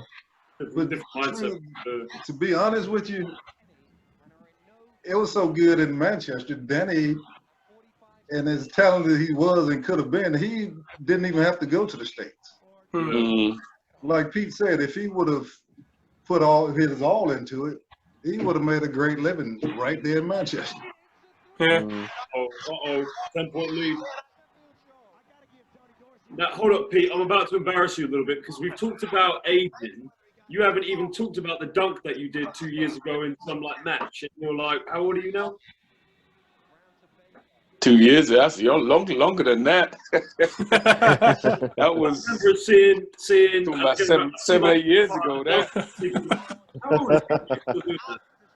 Say that again.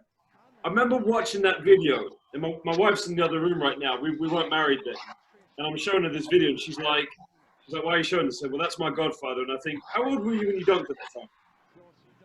From 49, 50, something like that. I said that to her, and she looked at me, and she's like, "Wow." Well, it wasn't really a dunk, but I'll take it. At that age, I'll take it. It's a dunk. I'm trying to figure out what possessed you to, what made you think you could even make it. What? Sometimes I stand up under the basket and I just look up there and I'm just like, just grab it. Then I'm not.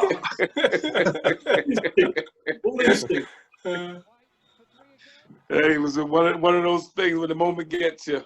Oh, Tony with a beast offensive rebound. Tony Hawley. Sends bodies flying. Man, listen, Tony Hawley, really, he should have fouled out of every game he ever played. You guys remember Andre Lane? Yeah. Andre was tough. Andre was not a guy you mess with. But Tony, when Tony Hawley came back to Thames Valley in 2003, they played Brighton Bears at Thames Valley. And those two got into a fist fight, and Tony literally threw Andre to the floor. No way. And Andre's a big dude. Yeah. Tony's taking over now, and one. Yeah. Tony Hawley, if his team is shooting free throws, you don't want to have to block him out, because at least one or two, he's going to get it. Yeah. Oh, and another funny story about Tony, Pete, is in his last year at Thames Valley in 2005, he was working a part-time job as a security guard at Marks and Spencer's in Camberley. Was he really? I'm pretty sure Alan Cunningham did that as well. Probably. I mean, I remember walking in, because you remember where we used to live, Pete, like in Camberley. Yeah. I mean, I'm back in the house now. Mum had to go get something quite late for a meeting. We went late. I remember just seeing him suited up, and I was like, I only seen him like a couple hours prior to Tassis at training. I was like, what are you doing? He looked at me like, no, I'm working. I bet that must have been the safest store in town with him there. Definitely, like the least roughest neighbourhood in the UK as well. Wow. Pretty sure Alan Cunningham was security guard at the bowling alley in Worthing as well. I heard something like that, or a nightclub or something like that. Probably more than one thing, yeah. And Pete, another one about Alan Cunningham is, I think he's living in Southampton, because when I go visit my grandmother and I get the train there, I walk through the shopping centre, and I've seen him 3 times just walking around. Yeah. Well, he started at Portsmouth, didn't he? He's in Portsmouth. That's where he lives. He lives in Portsmouth. And then he was Solent Stars up until he was about 50. Yep. Talking about Solent Stars, the guy who general manager for the Raptors, he used to play at Solent Stars. No way. Nigeria, yeah. He used to play there. I remember he played in the BBL. He's got a couple of games under his belt on the BBL. They weren't BBL. They were like Division 1. NBL, yeah. No, but he's got the I can't think what team it is, but he played not very many. He played a handful of games for a BBL team. Right. So I remember him down at Solar. I remember meeting him there because he was good friends with Colin Irish and Alan. No way. And them guys, yeah. I remember meeting him then. Like you say, this shows you small world. Hey, Pete. St. Kitts is involved in another big play in this game. It's gonna be late, and he's on a fast break, and Terrell is chasing him. Terrell literally took his jersey out, grabbed his jersey, and he missed the layup, and y'all came back down.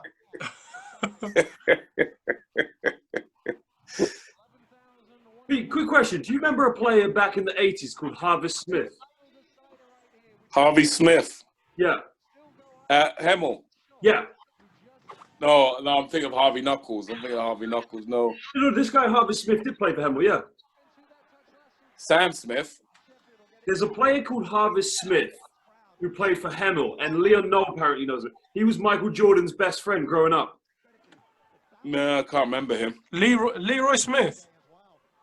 Harvest Leroy Smith Jr. is his name on Wikipedia. Isn't that the guy who took the spot away from him in high school? In his college? Yeah. He's also. I saw on something that's the name he used to check into hotels as well. Really, Michael Jordan? Yeah, Michael Jordan. Yeah. Wow. I'm sure it's in one of his videos, isn't it? Yeah. But he played for Hemel and Watford in the late 80s.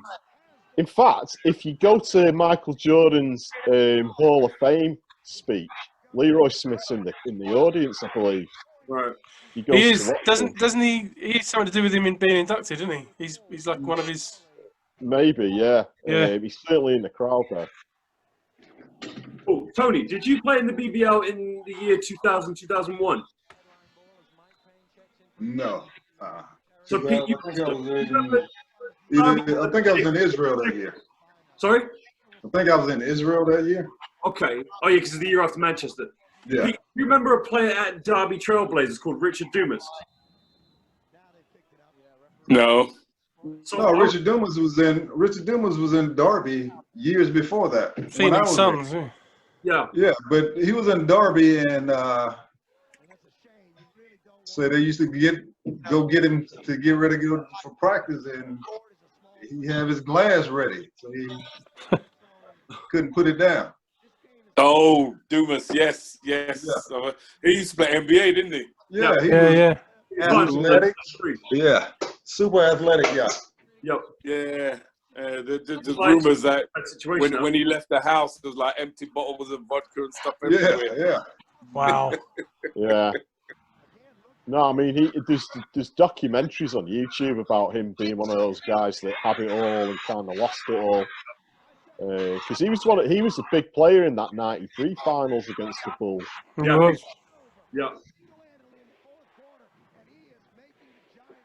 Tony Holly did not want to lose. Who was that? So this season, you guys, in my mind, at the beginning of the season, were the best teams. But the thing that changed this year was Towers signed Randy Duck. The thing that changed it was what? Because Pete, you guys played Towers in the semi-finals and you lost, and you shouldn't have lost because you swept Towers that year. But Towers had acquired a guy called Randy Duck this year. Remember? Yeah. But he was the game changer I felt for the Towers that year.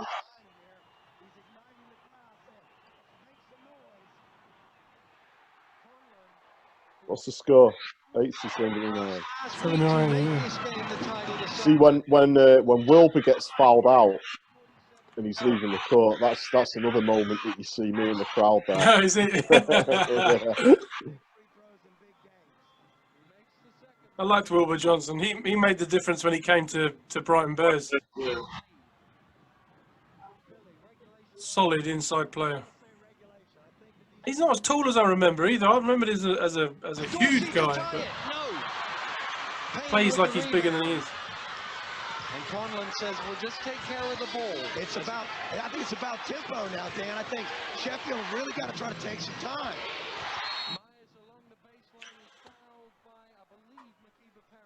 Tony, yes. So you played in the All-Star game for this season, which was, I think it was in Newcastle. How did you guys used to enjoy the All-Star game? Was that something you look forward to? Yeah, anytime you can get all the guys together and just hanging out. It was always great fun. The one that was in Manchester was pretty good as well. Yeah. Yeah, once they moved the All-Star game from Leicester, I think everybody enjoyed it a bit more.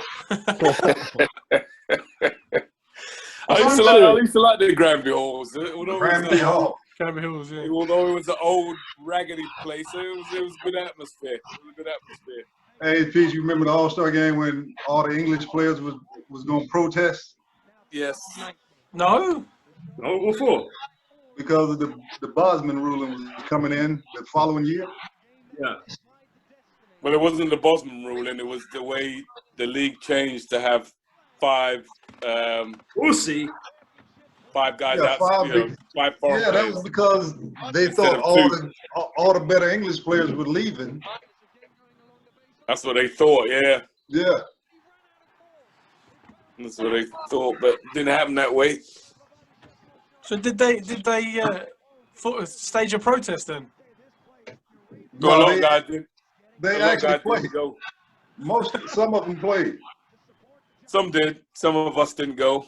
Yeah. I was glad y'all didn't come either. I had 40 in that game.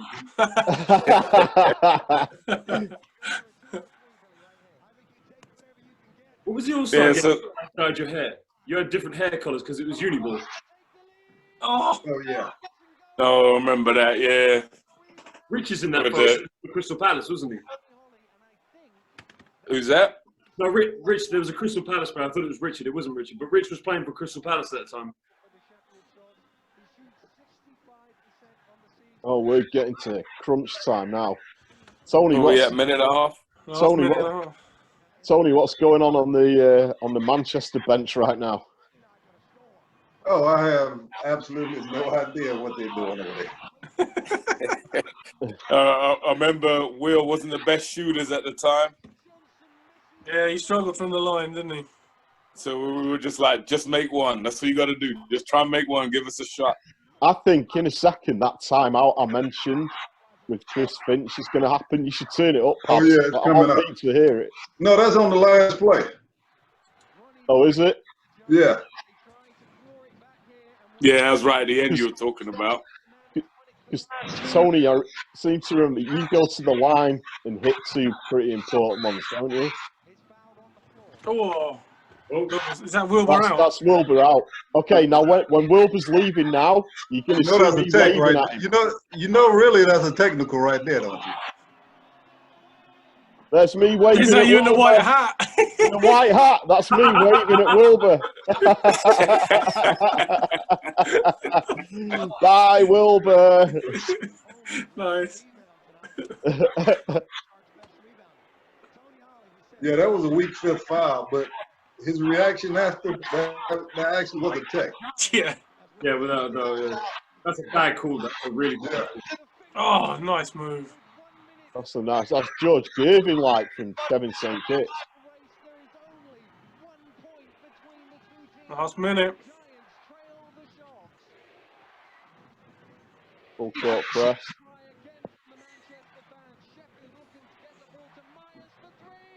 Oh. He pulled his shirt. He did. He did. Wait a minute. How's that not foul? Oh, you know the problem. Nigel called me right after the game. I'm going to tell you what the problem was. Nigel said John White didn't have any business throwing St. Kitts the ball. Said he was throwing you the ball.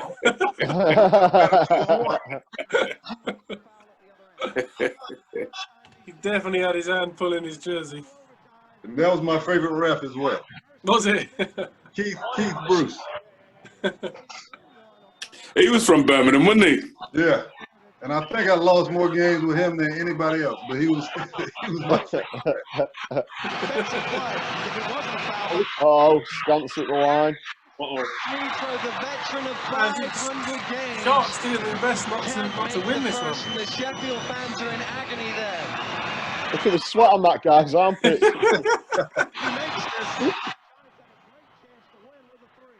Yeah, Pete.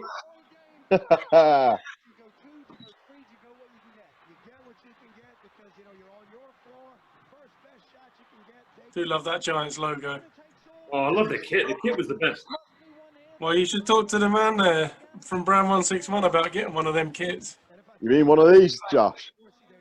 How much do I have to pay to get that? Oh, we'll talk after the game. I'm years old. I asked for that for Christmas. I've got 2. Yeah, Pabz has got one.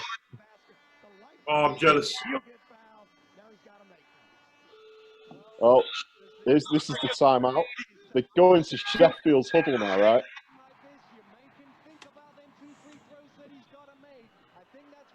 No, not yet. Here we go. What do we want to run? We're stressing a lot of times, so I'm so smart about it. Yeah. Hey, listen. Hey, right, if he makes both, okay, if he makes both, we want to run when we come down. Run high back. Huh? What do you want to run? 1-4 low? 1-4 flow, okay. Listen, we're going to run the screen across in 1-4, so look for it. Nah, shit, Pete don't know it. All right? That's brilliant. That is brilliant. No. Watch outside. Okay, listen, don't go where they can get something going at the opposite way. Okay, they're going to double. They're going to double, though. Did you miss training that week? All right, here we go. No, I think that was a very good foul on the play there. That's great. He was trying to move you into another spot, wasn't he? Pete. Yo. He was trying to move you to another spot, wasn't he? He was trying to get you to a Wilbur spot, wasn't he? Yeah. Okay, right. So out of position. Okay. Yeah, because Will was fouled out. You hadn't missed that. You hadn't missed that week's training then. Free throws here to try. Like you said, he must have been able to play there. Terrell came up for the shots. He said, "You know these some big money free throws, though." He said, "You know these free throws are a lot." Only that's years and years of practice and experience just playing under pressure, that is, because so many players are choking that situation. This is ice cold, Dorsey. Smooth. Ice cold. He missed 3 free throws at Wembley against Pabz Valley in the last minute. Defense the cry. Overtime, Billy, or is it going to be one hand? It's going to be on this play right here by Myers. Loses it. Sheffield ball. We're going to find out now as we got 3.5 seconds. And now watch St. Kitts on the play. You said he didn't know what was going on. All right, watch him. Because watch how quick the ref give. Who's taking the ball out? Was it Mike Payne? I think it was Travis. Watch how quick the ref gives him the ball. I think Trav took it out. Let's go. No.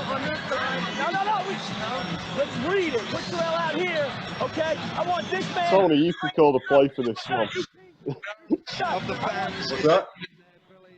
Tony, you can talk us through this one. Oh, yeah. What he should have did was don't guard the inbounder, double team Terrell. Yeah.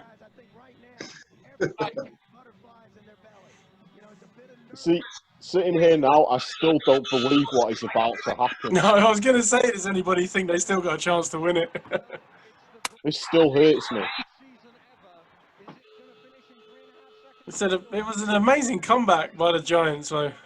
For sure. There's me again. A guy named Terrell Myers. He's been here, and he's won the Uniball Trophy a year ago on a last-second shot. Second time out. And Nick Nurse wasn't completely happy with everything. He's now called a timeout. Nick looked at the Sharks. So what happens there, Tony? Did he see the way that Sheffield is set up and go, no, we're going to try something else? Oh, no. We had 2 timeouts left anyway, so he was quite obviously he wanted to at least have a look at the formation, see how they were set up. Adds a bit of pressure as well, doesn't it? And also, see, and once you see the formation, because we played each other so many times, you probably much get an idea of the play that's going to be. There's St. Kitts telling him what's happening, and he's the one that fell asleep. Wow. No, because initially John White was supposed to guard it. Oh, really? And John said, I'm going to foul it. I know I'm going to foul it. So St. Kitts, that's how St. Kitts ends up guarding it. Oh, we've still got 3.5 seconds. We're still tied at 85. The best 2 teams in the league are going to win, to decide it right here. The Giants, who have not led since the first quarter, are hanging on here with one NBA defense. coaches. They're looking for Myers. Oh, he's miles off, isn't he? Did you see? Yeah. He even looks back at the ref like, what? Yeah. Crazy. Terrell Myers has... Tony, you've always said that you knew the minute that left his hands it was going in. Oh yeah, you can see it. And the thing with St. Kitts is usually on that play, if you're defending that play, you're gonna stand with your back towards the screen to force it away so he can't use the screen. Player of the year. Terrell Myers, what a huge shot, but he did the smart thing. He sold the fake, went around the defender, and hit the open jumper. Cardinal sin of the defense there. You don't go for the head fakes, you stay on the floor. A block shot out there wasn't going to do any good, but when he went for the block... I knew why he was going for why he went for the shot fake. He figured if he run at him and make him dribble, somebody's going to come pick him up. But yeah. All the way through the season is saying, look at Chris Finch. Chris Finch and only... Everybody else was static watching what's going on. This was Finch's first season as head coach as well, wasn't it? Second. Was it his second? Yeah, because the first year he had Amici. Oh, of course he did. Oh, that was a phenomenal year, yeah. At first, I think they won the trophy, I think. Yeah, they won the trophy. They beat Amici had 40 that game. He did, Yeah, that's right. yeah, he got MVP, didn't he, that year? Yeah, and Terrell hit the shot at the buzzer net. Yes, he did, yeah, right. he did. Yeah, we covered that. We did I this think similar thing with that game. Yeah. He did. He had that game with the trophy. He had the winning shot. Then the year after that, when I was there, we beat the Leopards. He hit the winning shot there as well. And then he hit the winning shot in the game we just saw. Yeah. It was like three game finals in full season. He definitely had a reputation for it. Yeah, yeah. Yep, he did. Might as well. So what's happening over there, Tone, in terms of the lockdown? You guys still locked down as well? What? Man, I get up, pick out something I'm going to do in the yard. I'm going to do some yard work today. And this week I started running, so been getting out running a little bit. How's the knees? I'm supposed to be on the roof now blowing off some pine straw. How's the knees, talking about running? Oh, slow and steady, man. Slow and steady. My wife's made me a list of things. Going up for the trophy, Working my way through the list. Have you done any yet? Yeah, it's frustrating. On the second thing he's lifted this season. There's no excuse now, is there? That's it. I'm in. That's it. You may as well do it now. It's not going to get done. Was it bad in Atlanta? As far as the lockdown? Yeah. Oh, yeah. Yeah. Now they're starting price gouging. Some lady put online the other day, they charged $12 for some wings or something. Jesus Christ. Man. Tony, do you ever show your team any of these old game tapes? No. No. What? You should. You should. You want to? Why not? Nah. Just a different type of basketball. No, not that. I mean, humble. That's about it. Like Steve Nelson forces his kids to watch some of his footage still. I mean, when you tell your kids now on the team that Nick Nurse was your coach, do they just look at you like you're crazy, or? I mean, I showed them pictures. I think it's one game. I'm standing. I think I'm standing on the sideline, and Nick and I in that same suit. It may actually be. It may be the same game.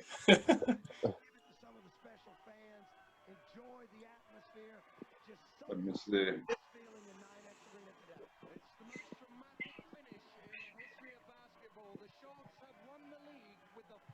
Shot.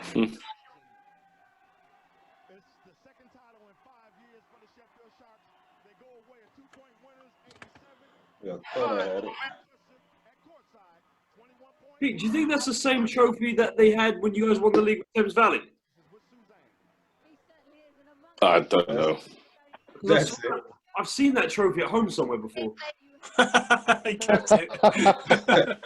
Oh, I think they won the league with Thames Valley. What was it, once or twice, Pete? Once when I was there at Thames Valley. Yeah, I think it was 1994, the Buttery or something. I swear I've seen something that was just No, like... it was the year before that we won it. Oh, okay. Your mum didn't. Before that. Your mum didn't accidentally use it as a trifle bowl or something, did she? I think she did. And then, I tell you what, they won the trophy one year, and I remember in the hotel afterwards, Tony Holly put some beer in the trophy and gave it to me to drink. My mother was ecstatic. She went angry. Yeah, this one here. Oh, right. nice. That may even be that game. What suits in it, guys? Well, it certainly did. We could have had You guys enjoy Nick Nurse's suit in the playoffs with all his teams on the inside? What's that? Nick Nurse wore his suit jacket, had all the teams he'd coached through the ages. I didn't see that. But I think we were all superstitious because I remember the first Wembley Championship. We had a sponsorship with the Bullets with Ciro Satira.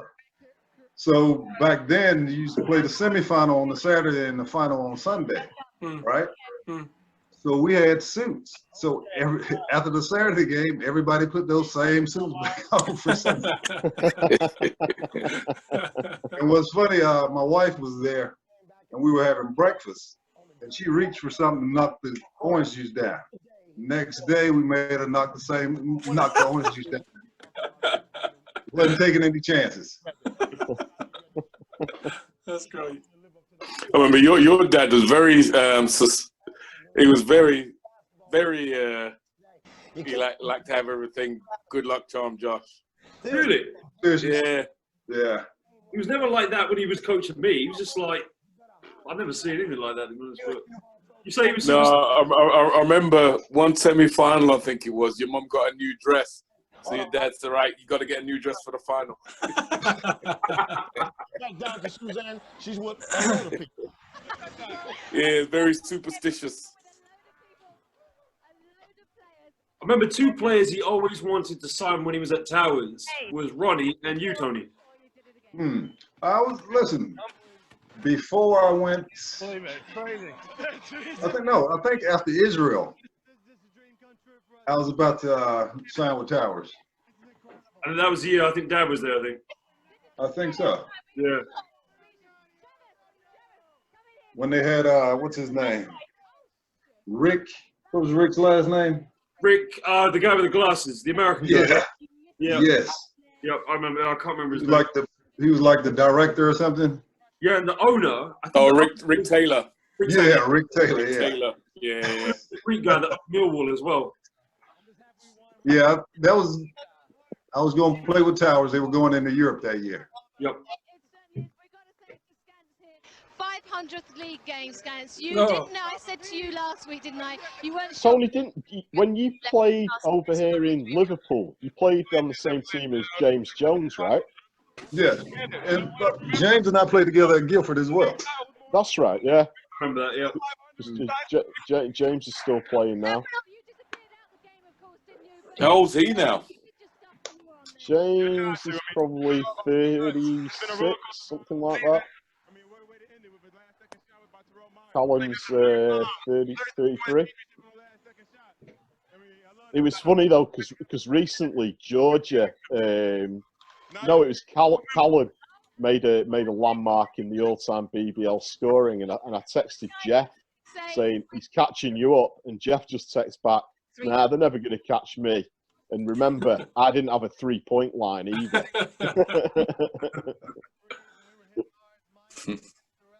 Myself, all burying him, and that was the biggest difference in the game. they were coming down getting 2, and we'd come right back and get 3 again. And you know, it was a classic game.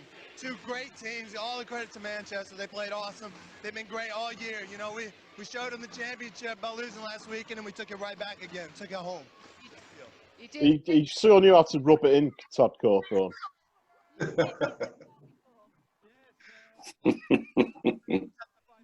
think, but that's just a measure of the way the sport's grown. The number of people we got supporting us here tonight, you know, the Manchester crowd were fantastic to them. So, you know, I think that's the loudest I've ever heard any basketball arena ever. I think Scants could probably vouch for that. Yeah, a quick word for your Have family. you Scants? Marvellous, they're great. They've been with us. Sheffield, Pete, greatest on earth. Yeah. Did you play in the arena when, or were you in the arena when Leverkusen came over? I think it was about 10,000 then. No. For a ULEB game or something? No, I can't remember that. Well, we've got Sheffield versus Edinburgh now, look. Yeah, she sit through this one. I get in trouble for that one, though. 99. Rob, I want to say it's been a pleasure being with you guys, and it's been a lot of fun. Oh, hell yeah. Thank you for having me. Well, thank you. Seeing you guys. Thank you Great very much seeing for you, coming Pete. on. Yeah. Yeah, you too, Tom. Will you look after yourself and your family, yeah? You too, man. Everybody stay safe.